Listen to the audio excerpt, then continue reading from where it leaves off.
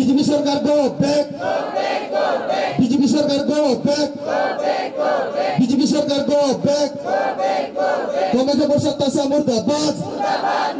এইবাৰ সদৌ অসম আদিবাসী ছাত্ৰ সন্থা আৰু আদিবাসী জনগোষ্ঠী সংকল্পবদ্ধ লৈছে শপত খাইছে যে গাঁও আৰু বাগানত কোনো ধৰণৰ বিজেপিৰ নেতা পালি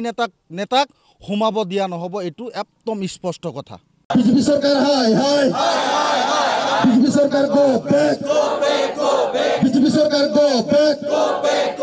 बीजेपी सरकार हाय हाय যোৱা 24 তাৰিখে কাজিৰঙাৰ সাংসদ কামাখ্যা প্ৰসাদ তাছাই যে নেকি অসমৰ আদিবাসী জনগোষ্ঠীৰ ওপৰত বিৰূপ মন্তব্য কৰিছিলে এই বিৰূপ মন্তব্যৰ আমি সদৌ অসম আদিবাসী ছাত্ৰ সন্থা ধিক্কাৰ জনাইছো গৰিহণা দিছো কাৰণ অসমৰ আদিবাসীসকলে জনজাতিকৰণ বিচাৰিছে উৰাং মুণ্ডা খাৰিয়া হিচাপে কিন্তু হিন্দু খ্ৰীষ্টান হিচাপে বিচাৰা নাই আজি কামাখ্যা প্ৰসাদ তাছাই যি কথাষাৰ কৈছে যি বাক্য কৈছে যে খ্ৰীষ্টান মানুহবিলাক এছটি পাবৰ কাৰণে অলপ অসুবিধা হ'ব হেতু কামাখ্যা প্ৰসাদ তাছাক আমি হুকিয়াই দিব বিচাৰিছো আদিবাসী জনগোষ্ঠীৰ মাজত ভাগ কৰিব নকৰিব কাৰণ চাওক আজি অসমৰ আদিবাসীসকলে জনজাতিকৰণ বিচাৰিছে হিন্দু হিচাপে বিচাৰা নাই খ্ৰীষ্টান হিচাপে বিচাৰা নাই আদিবাসী জনগোষ্ঠীৰ যে নেকি 36টা জনগোষ্ঠী জনজাতিকৰণ পাবৰ কাৰণে 5টা ক্ৰাইটেৰিয়া অলৰেডি ফিলআপ আছে 5টা বৈশিষ্ট্য অলৰেডি ফিলআপ আছে তেখেতসকলক জনজাতিকৰণ দিবৰ কাৰণে আপোনাৰ কি যায়ৰে কামাখ্যা প্ৰসাদ তাছা তেওঁ যে এনেকুৱা ধৰণৰ বিৰূপ মন্তব্য কৰিছে তো হেতুৰ কাৰণে কামাখ্যা প্ৰসাদ তাছাক হুকিয়াই দিব বিচাৰিছো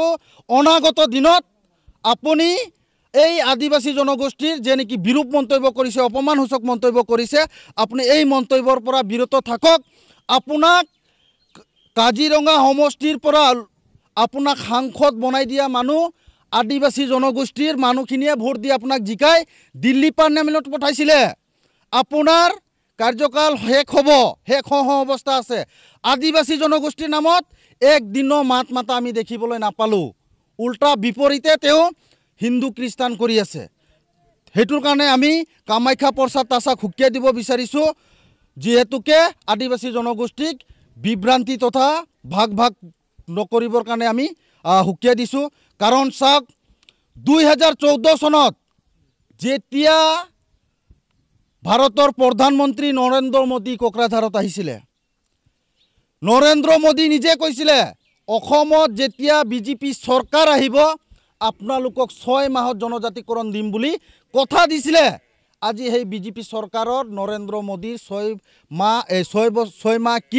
কিমান বছৰ পাৰ হৈ গ'ল আজিলৈকে অসমৰ আদিবাসী জনজাতিকৰণৰ একো মিছা প্ৰতিশ্ৰুতিৰে তেওঁলোকে মিছা প্ৰলোভন দিছিলে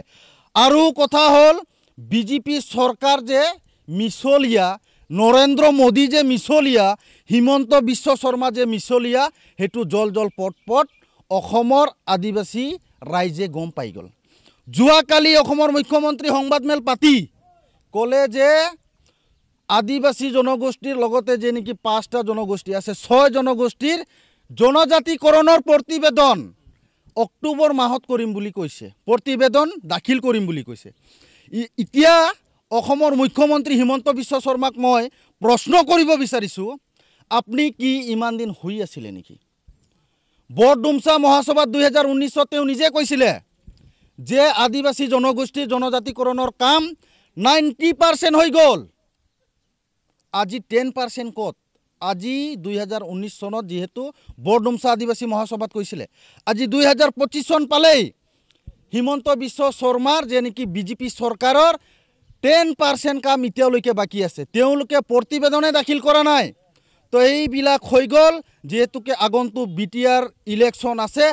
এই বিটিআৰ ইলেকশ্যনৰ যেটো 6 জনগোষ্ঠী জনজাতিকৰণৰ এটো ললিপপ দিছে হিমন্ত বিশ্ব শৰ্মা অসমৰ মুখ্যমন্ত্ৰী কাৰণ সাক প্ৰত্যেকটা ইলেকশ্যনত এই বিজেপি চৰকাৰে তথা হিমন্ত বিশ্ব শৰ্মাই মিছা প্ৰতিশ্ৰুতিৰে এই 6 জনগোষ্ঠী জনজাতিকৰণটোক মিছা প্ৰতিশ্ৰুতিৰে এই নিৰ্বাচনী পাৰ কৰি আছে প্ৰত্যেকটা নিৰ্বাচন তো হেতুৰ কাৰণে আমি এইবাৰ সদৌ অসম আদিবাসী ছাত্ৰ সন্থা আৰু আদিবাসী জনগোষ্ঠী সংকল্পবদ্ধ লৈছে, শপত খাইছে যে গাঁও আৰু বাগানত কোনো ধৰণৰ বিজেপিৰ নেতা পালি নেতাক সোমাব দিয়া নহ'ব। এইটো একদম স্পষ্ট কথা।